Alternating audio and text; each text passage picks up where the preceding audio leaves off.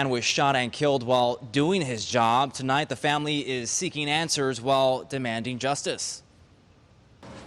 The parents of Enrique Alvarado are heartbroken over the sudden loss of their youngest child. A deadly shootout. Tonight, Bay Area cannabis businesses say they are under siege. KPIX5 Joe Vasquez reports after years of fighting for their livelihoods, store owners are now fighting for their lives.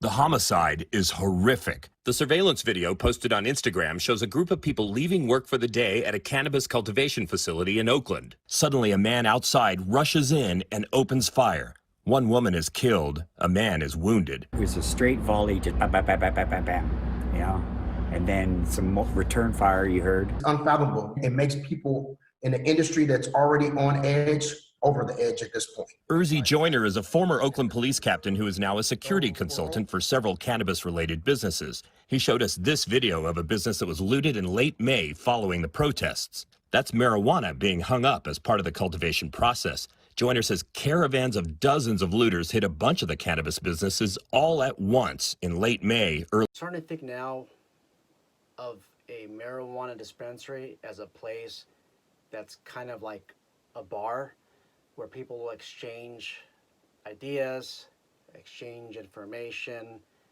and I think sometimes through that exchange of ideas, people are able to better the world. Now, I don't do marijuana.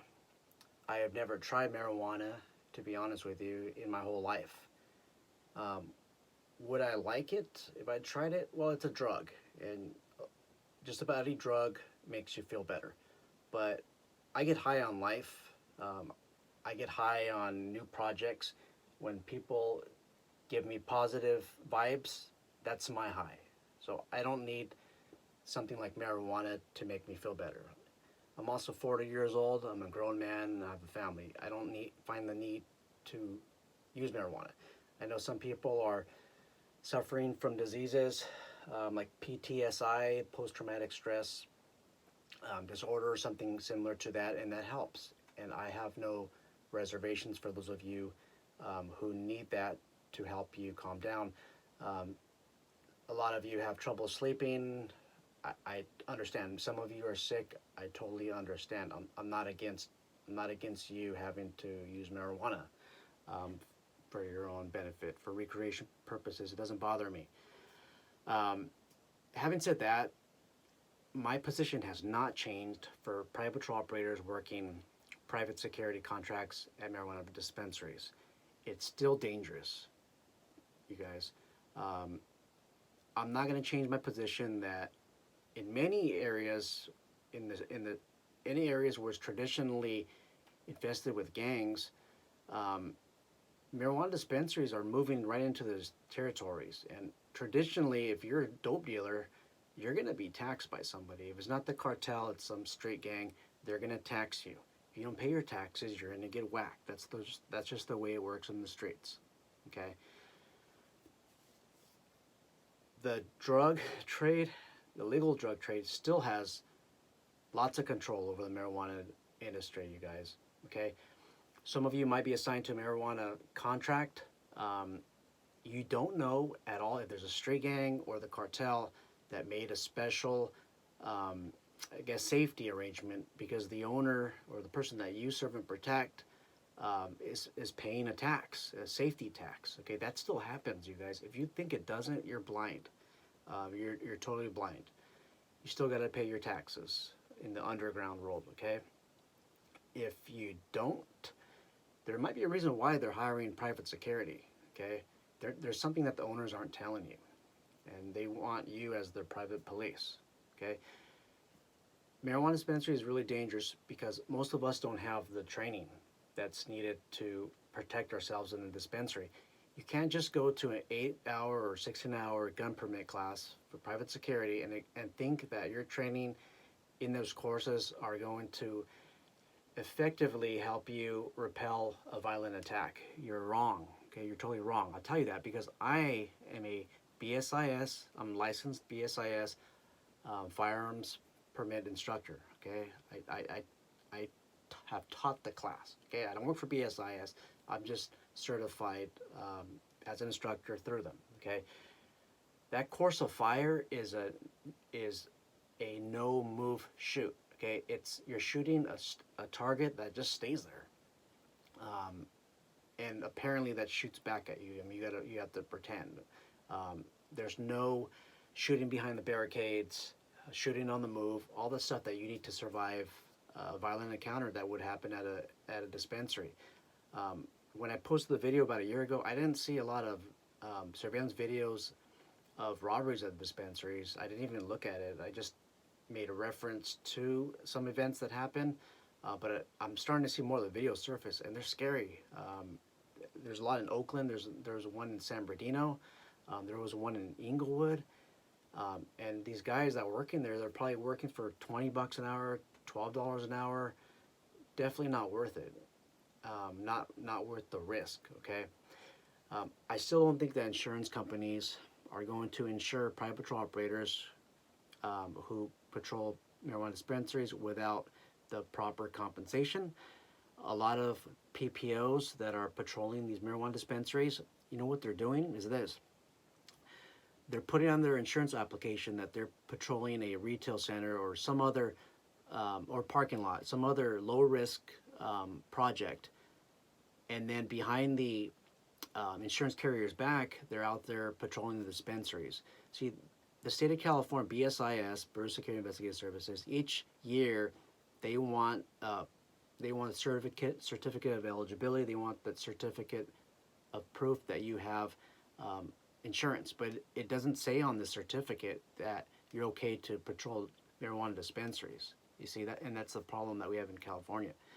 So they're getting away with patrolling the marijuana contracts because they're not telling the insurance carriers. The problem is when something happens, the commercial liability insurance carrier is not going to insure that PPO. They're not going to insure that PPO. If you get into a shootout or something like that, you don't have insurance to fall back under because your boss didn't have insurance. So what you're going to have to end up doing is suing your boss. Good luck, because attorneys are not cheap. You're going to have to hire an attorney and perhaps pay that person a retainer. You're screwed. Okay. The gangs that are hitting these marijuana dispensaries is not one person, you guys, with a knife or two. You're talking about a whole gang of people. Okay, organized crime. Okay, are you prepared to thwart an armed robbery at one of these dispensaries? If you're not, don't work at them. If you're a private patrol operator, you're the manager, don't assign people that are not qualified to be patrolling these properties. Okay, right now, the ones that would automatically qualify, in my opinion, are combat veterans. Okay, they've been there, they've done it. I would also consider law enforcement officers that maybe are retired. Okay, they went through extensive amount of training. If you're private security guys, you're going to need a lot more than the exposed permit course. You're going to need to have active shooter training, or training that's like active shooter training, shooting on the move. I'm not talking about your guy that just goes to the range, once a month or even once a week and shoots at a target that doesn't move. I'm talking about somebody that attends these firing courses where they're being critiqued by an experienced instructor and they're giving pointers. Okay, those are the people that we need. It's okay if you don't have law enforcement or military background. Just the proper training helps. Okay, we want to have people that have that experience with de-escalating and perhaps escalating situations, armed situations, but to ask somebody to have that experience already or to try to get that experience is void to public policy. Okay, we just can't tell people to go out there and get into armed confrontation just to get experience to work on a marijuana plantation. Okay, it just doesn't help. Okay, I'm telling you, you're moving into gang territory with a lot of these marijuana dispensaries. I'm telling you already. Okay, yes, there's some nicer ones in some nicer parts of town. Maybe those ones are for you. Okay, but there's bad areas out there. Working at a dispensary increases your chance of not coming home, and then you're going to do this for what, $12 an hour, $15 an hour? I mean, just not worth it. And then let me ask you this. Okay, so you get shot on the job or paralyzed. what ends up happening? Okay, so you maybe workers' comp claim. Okay, I'm hoping that your employer is taking payroll taxes out, and part of the payroll taxes is workers' comp insurance. But my question to you is this: if your employer doesn't, if the workers' comp carrier does not know that you're working at a marijuana plantation, they may not be obligated to cover you during a loss.